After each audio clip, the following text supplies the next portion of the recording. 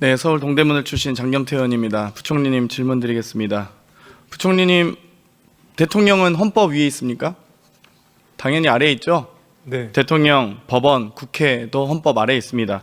유일하게 헌법 위에 있을 수 있는 사람은 국민 아니겠습니까? 주권자인? 네. 결국 헌법을 해석하는 궁극적인 최후의 보루는 국민입니다. 그렇기 때문에 국민들이 위임한 권한으로 저희가 이 자리에 서 있을 수 있다고 생각합니다. 그렇지 않습니까? 네, 일단 그렇게 부총리님은 그 자리에 어떻게 임명되셨습니까? 대통령이 지명하신 거죠? 네. 네, 그렇습니다. 그런데 지금 대통령이 있는 상황입니까? 지금 우리나라에? 국민 주권자로부터 위임받은 권한을 행사하는 대통령은 없습니다. 맞습니까? 네. 예, 그래서 오히려 이런 참 괴례적인 상황을 저희가 이제 종식해야 된다고 생각합니다. 지금 현재 정권은 민주적 대표성을 상실했고 또 정권의 정통성도 파기된 상태다. 그렇기 때문에 현상 유지만 해야 된다고 생각을 합니다. 지금 부총리께서는 당연히 지명 이후에 인사청문회를 거쳐서 국무위원회 자리에 가신 겁니다. 맞습니까? 네, 맞습니다. 하지만 총리처럼 국회 본회의 동의를 받는 건 아니지 않습니까? 네. 또한 부총리께서 대통령 권한대행이 된다 할지라도 차관이 국무위원을 대신합니까? 그렇지 않습니다. 왜냐하면 그냥 신분은 차관이고 이 역할이 장관 대행인 것이죠. 이 국회법이 정하는 절차, 인사청문회를 거치든지 총리 이상은 국회 본회의의 동의를 받도록 되어 있습니다. 그게 바로 헌정 질서라고 우리는 보통 배웁니다. 아마 우리 부총리께서 아마 제가 보기엔 4월 30일부로 다시 권한대행이 되실 것 같습니다. 그렇게 그 예측은 어려우시겠죠. 지금 어제 제가 귀국하셨으니까요. 네. 이 한덕수 국무총리의 헌법재판소 탄핵 기각 사유를 보면 이 헌재의 위헌적 상황은 다 인용하고 있습니다. 하지만 시기적인 부분에 대해서 지체 없이 임명해야 한다는 부분에 대해서만 강제의 효력을 발휘하지 않는다라고 합니다. 그런데 헌재 판결 이후에도 임명하지 않았던 최상목 부총리의 이 사실 사유는 저는 탄핵 인용 사유라고 생각합니다. 당시 한덕수 총리의 탄핵 심판과는 완벽하게 다르다고 말할 수 있겠습니다. 다시 한번 이 부분을 4월 30일 날 또다시 대통령 권한대행이 되실 것 같아서 이 자리를 빌어서 공개적으로 말씀드리고 싶고요. 방금 존경하는 조배수 의원님께서 검찰 특활비, 특경비에 대해서 이 내 돈 내수다라는 얘기를 하셨습니다. 현재도 수사비 1267억이 있습니다. 저는 법사위의 예결소위 위원장으로서 이 검찰의 특활비, 특경비 심사를 했습니다. 결산심사 당시에도 내역을 달라고 했고 국정감사 당시에도 달라고 했고 예산심의 당시에도 달라고 했지만 아무런 내역을 받지 못했습니다. 그런데 내 돈 내수다라는 근거 없는 허무맹랑한 특활비 없다고 해서 수사 못한다라는 허무맹랑한 말씀에 대해서 지적하지 않을 수 없고요. 수사비는 더 큰 1267억이나 편성되어 있다. 그리고 그 수사비 내역은 단 한 푼도 손대지 않았다는 것 말씀드리고 싶고요. 집행 내역은 받아본 적이 없습니다. 그렇기 때문에 이 부분 한 번 더 지적하고 싶습니다. 부총리님 6월 24일 날 갤럭시 핸드폰 Z 폴드 5 쓰시다가 12월 7일 날 내란 이후에 핸드폰 바꾸셨습니다. 안가 4인방, 김주현 민정수석, 박성재 법무부 장관, 이상민 행안부 장관, 이완규 법제처장 4명이 모여서 12월 4일 날 한가하게 연말 가기 전에 얼굴이나 보려고 했답니다. 안가에서 그런 부적절한 처신을 하는 것도 공직자로서 문제가 있는데요. 이상민 행안부 장관은 왜 안 바꿨나 했더니 비아폰 사용했다고 합니다. 그런데 12월 7일 날 S24 울트라에서 Z 폴드 6로 바꾸셨어요? 핸드폰이 고장나서 바꾸셨다고 하셨죠? 네, 사무실에 있습니다. 예. 그러면 그 내용에 사실상 내용에 이 주소록이나 혹은 자료 같은 거 삭제하신 거 없으신 거죠? 그건 없습니다. 초기화하시거나 삭제하신 거 없으셔야 됩니다. 증거인멸이 될 수 있기 때문에. 근데 사실 일반적으로 이 사양을 보통 바꿀 때는 좋은 성능의 핸드폰을 바꿉니다. 그런데 S24 울트라가 폴드 6보다 더 좋은 건 아시나요? 전 잘 모르겠습니다. 예, 해상도 면이나 배터리 수명이나 충전 속도나 카메라 성능 등이 모두 다 좋습니다. 근데 보통 핸드폰 살 때 좀 저는 개인적으로 그게 더 화면이 크기 때문에 선호합니다. 네, 알겠습니다. 그렇게 답변하실 것 같았습니다. 오영주 우리 중기부 장관님 질문 드리겠습니다. 네. 산자위에서 그 비공개 간담회 관련된 존경하는 우리 김동완 의원님 질의 받으셨었죠. 국무회의에서 4월 8일 국무회의 전에 사전 간담회 참석하셨죠? 참석했습니다. 예. 네. 그때 몇 분 전 간담회 참석하셨습니까? 굉장히 짧은 시간이었던 걸 기억. 그렇겠죠. 네. 그때 인사혁신처장과 이완규 법제처장 참석했습니까? 그 부분은 제가 솔직하게 기억이 잘 나지 않습니다. 네. 지금 이 4월 8일 날 헌법재판관 지명 관련된 사전간담회 얘긴데요. 저희 법사위에서 많이 다뤘는데 7일 날 오전에 지명 통보받고 인사 관련 자료를 오후에 제출했다고 합니다. 그런데 24시간도 검증을 어디서 했는지 모르겠는데 24시간도 안 돼서 국무회의 사전간담회 때 얘기하고 이 헌법재판관 지명을 발표하는데 이때 개최 통보 기간, 사전간담회 통보 기간을 법제처까지 포함해서 합니다. 보통 인사할 때는 해당 당사자는 당연히 회피해야 되는 거 아닌가요? 장관님 어떻게 생각하십니까? 제가 답변 드릴 일은 아닌 것 같습니다. 아니, 당연히 그러면 참석해서 본인과 인사와 관련된 얘기를 충분히 해도 된다라고 생각하시는 거죠? 저는 그냥 사전 간담회가 있다고 알고 갔고 사전 간담회가 계속해서 국무회의중에 있었기 때문에 그렇게 저는 그렇게 그럼 동의를 하셨습니까? 통보받고 갔습니다. 이완규 법제처장에 대한 헌법재판관 임명에 대해서. 제가 김동아 의원님 말씀에도 말씀드렸지만 질의에도 뭐 저희 국무위원들이 어떤 특별한 입장을 내는 그런 자리는 아니었다 이렇게 말씀드렸습니다. 법률 검토는 받은 것으로 알고 있다고 하셨죠? 답변을? 아니요, 그건 계속 그렇게 물으셔서 제가 뭐 그러지 않으셨겠느냐 이렇게 말씀드렸었습니다. 지금 법무감사 담당관실에 따르면 법무법인 등의 법적 검토 의뢰한 사실이 없다고 합니다. 한덕수 총리께서 이완규 함상훈 헌법재판관 지명 관련돼서 법률 검토 안 받고 그냥 임의로 월요일 날 지명 통보하고 사전간담회하고 그리고 바로 발표한 겁니다. 24시간도 안 돼서 이렇게 졸속으로 헌법재판관 임명하는 경우가 어디 있습니까? 그런데 뭐 장관님께 제가 뭐 그걸 뭐 본인이 잘못했다 이렇게 얘기하고 싶진 않지만 여기에 대해서 국무위원으로서 여기 계신 분들도 다 책임감을 느끼셔야 된다는 차원에서 환기시켜 드리고 싶습니다. 국토부 장관님 네, 나오셨죠? 네. 국토부 장관입니다. 예. 간첩을 영어로 하면 뭡니까? 스파이라고 하지 않습니까? 그렇죠.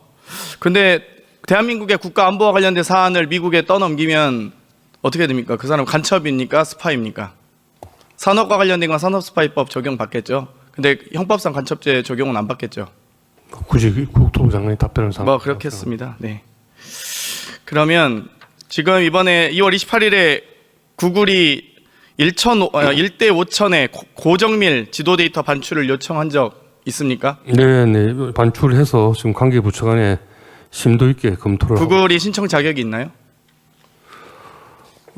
일종의 민원인 입장에서 아니 정보공개법상 대상자가 특정되지 않으면 내국인을 대상으로 하지 외국인은 대상이 아닙니다. 알지 않습니까? 법률검토 받으셨을 거 아니에요. 그건 아니고요. 저희가 알기로는 저희 이제 공간정보관리법이라고 있습니다. 이 공간정보관리법상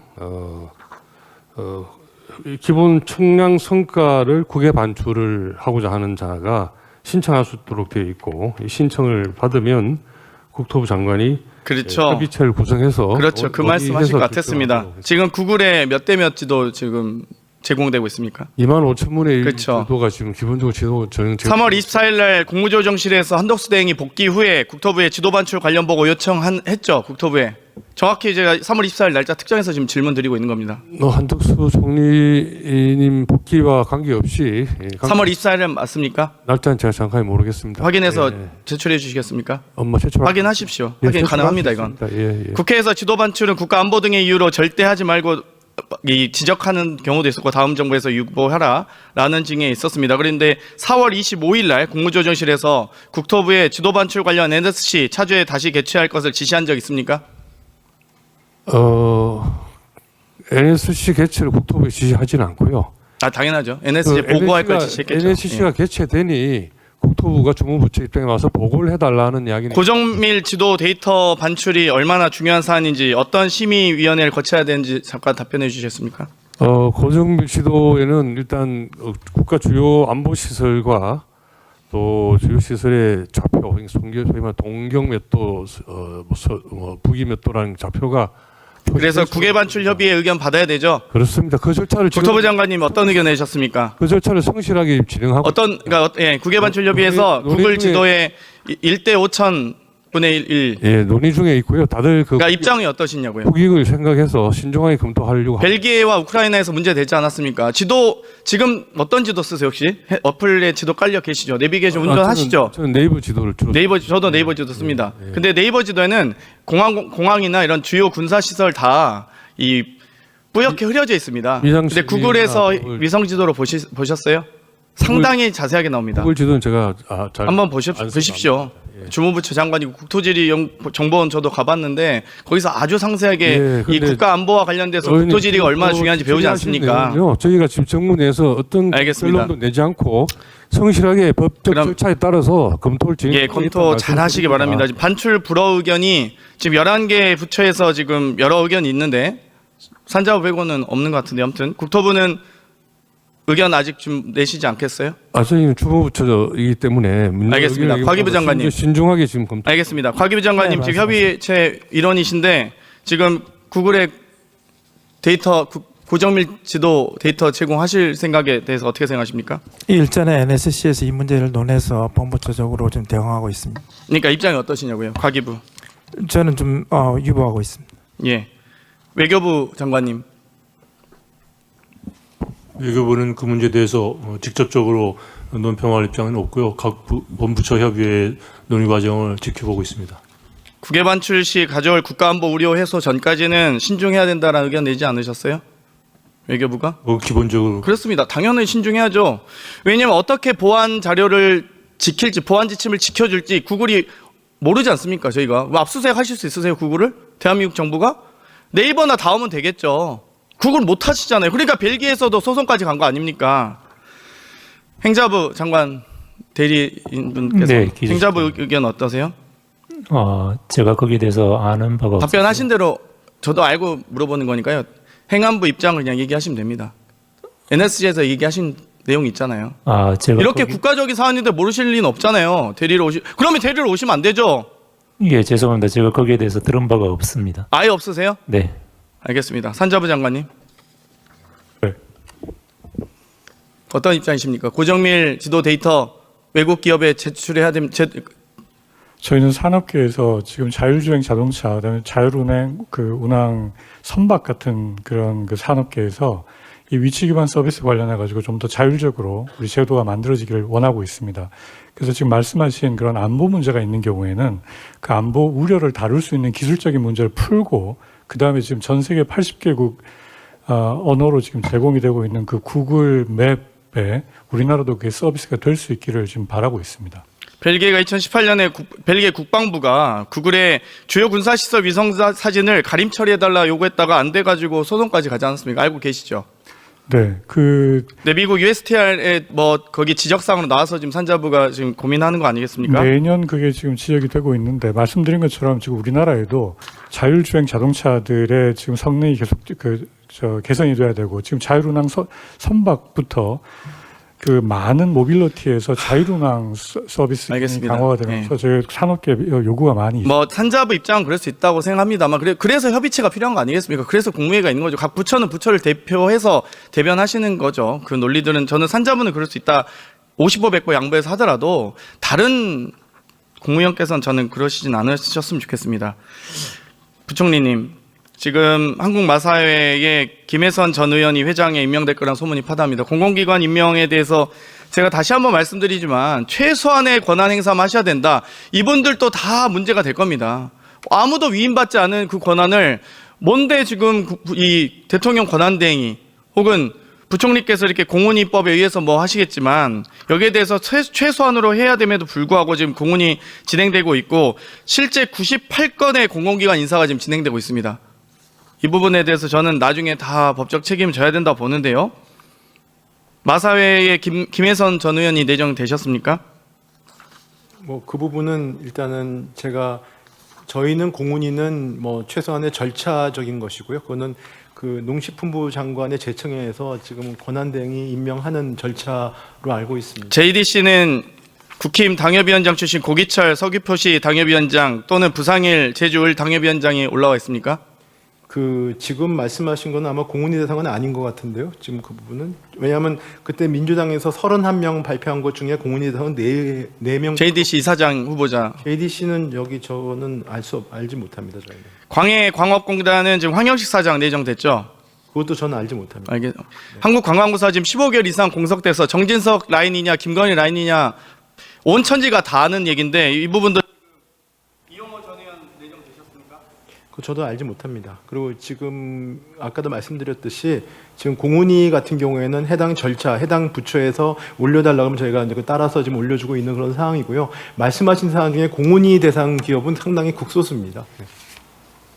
공문이 대상이 심의와 의결이 대상이 제한적일지라도 어찌됐건 기재부 장관이 임명하거나 혹은 심의를 통해서 주무부처 장관이 임명하는 자리들이 꽤나 지금 모집 공고가 올라와 있습니다. 이 부분은 제한적으로 이루어져야 된다고 생각하고요. 4월 30일 날 개인이 되시면 부디 헌정질서 회복을 위하는 마음으로 중지시켜 주셨으면 좋겠습니다. 공개적으로 부탁드리겠습니다. 네, 유념하겠습니다.